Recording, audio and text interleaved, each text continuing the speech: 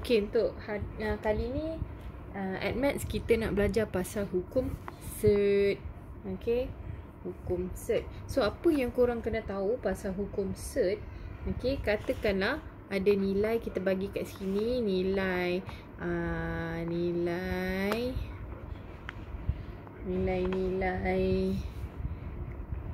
positif, iaitu satu kita bagi A dan B. So nilai-nilai positif iaitu A dan B.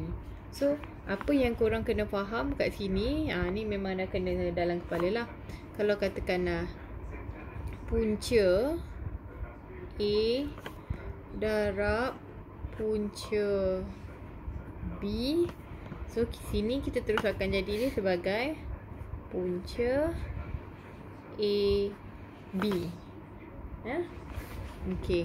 Lagi katakanlah ada punca A per ni biasa bahagilah, maksudnya per punca B sama juga dengan kalau kita tulis dia sebagai punca terus keseluruhannya. Okey. Punca terus keseluruhannya A per B. Okey. Lepas tu kita tengok C. Katakan ada punca A darab punca A. Okey. So dia sama juga dengan kalau katakan kita tulis dia sebagai punca dalam bracket A kuasa 2. Tengok. Ini punca kan? Bila ini punca, lepas tu kalau kita kuasakan 2, dia akan dapat balik sebagai A. Okey. Kalau katakan kita tukar, yang ni kita dah belajar sebelum ni hukum indeks. Kalau katakan kita tukar dia ini sebagai indeks, dia akan jadi okey, kalau katakan punca kita tahu dekat sini A kuasa 1/2. Betul kan? Darab dengan apa ni? Simbol darab tak tiba dah. Darab dengan A 1/2. Ingat kalau hukum indeks, darab indeks dia akan jadi sama dengan A asas dah, A dah sama dah, 1/2 campur 1/2. So 1/2 campur 1/2 dia jadi A 2/2. 2/2 korang tahulah kan, 2 bahagi 2 sama dengan A kuasa 1. A kuasa 1 samalah dengan yang dekat atas tu. Okay. So sama juga yang ni. Yang ni, bahagian ni kalau kita tengok, kalau kita buat jadi indeks dia A 1/2 kita darabkan dengan 2. 2 ni atas dan bawah ni darab kita tunjuk lagi 1/1. 1/2 darab 2. Atas dengan bawah korang potong.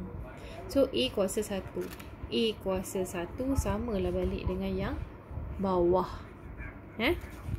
Okey. So kita tunjuk yang tu 1/1. So patutnya faham lah. Kita tengok kat sini. Kalau harapnya faham lah. Kalau tak faham nanti cuba komen dekat bawah. Kita tengok A punca A campur dengan punca A. Bayangkan ni macam unknown. Katakanlah A tambah A, kita dah akan dapat 2A. Tapi kalau katakan punca A tambah punca A, dia jadi sama juga, sama dengan 2 punca A. Sama juga macam B campur B, jadi 2B. So ni punca A tambah punca A, dia akan jadi 2 punca A. Okay. So sekarang ni lepas dah kita tahu pasal hukum set ni, kita nak tengok sikit. Ni pula menisbahkan penyebut. Okey, kita tulislah sini. Sebab keluar juga soalan ni. Menisbahkan penyebut suatu set. Okey, menisbahkan suatu set, dia bermaksud ataupun sama dengan apa? Memansuhkan. Memansuh tu nak cancel lah maksudnya. Memansuhkan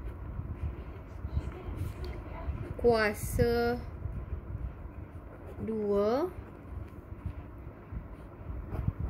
penyebut set tu.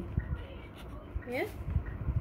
Contohnya lah, ada dekat sini katakan soalan dia nak masukkan kuasa memasukkan kuasa 2 penyebut set yang di bawah. Kalau katakan penyebut, maksudnya dia dalam bentuk pecahan.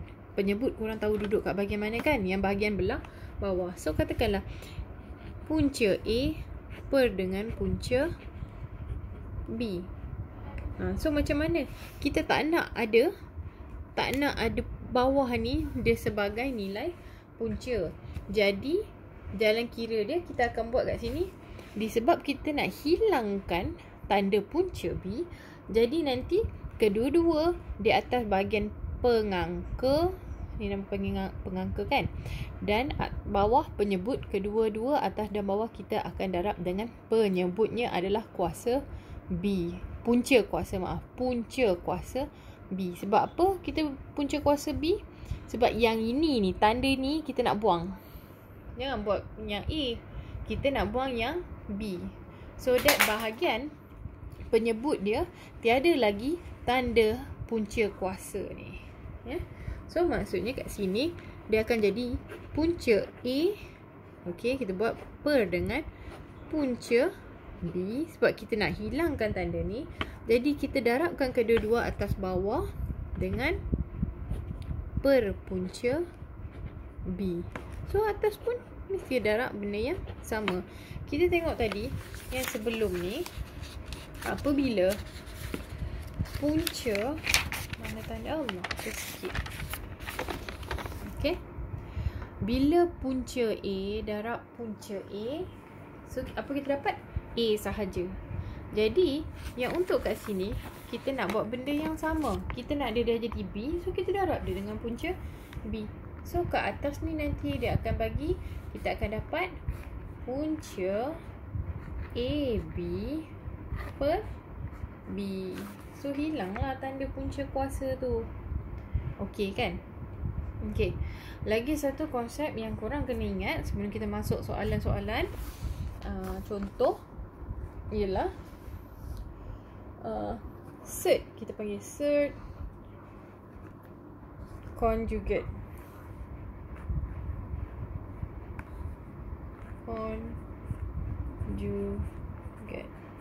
Tanda ni kita panggil set kita panggil tu yang dipanggil hukum set.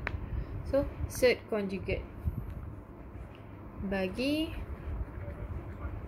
apa ni? Kita tengok. Kalau bagi set A tambah set B, dia punya set conjugate mestilah yang bertentangan. Ialah, alah baby bangunlah pula. Sekejap sekejap, kita habiskan ni sikit, lepas tu kena sambung balik. Set A tolak set B. Senang je. Set conjugate bagi set A tambah set B ialah set A tolak set B. Kalau katakanlah soalan dia bagi, dia kata set conjugate bagi set A tolak set B ialah, yang ni pula jawapan dia adalah set A tambah set B. So dia, kita boleh katakan sini dan sebaliknya.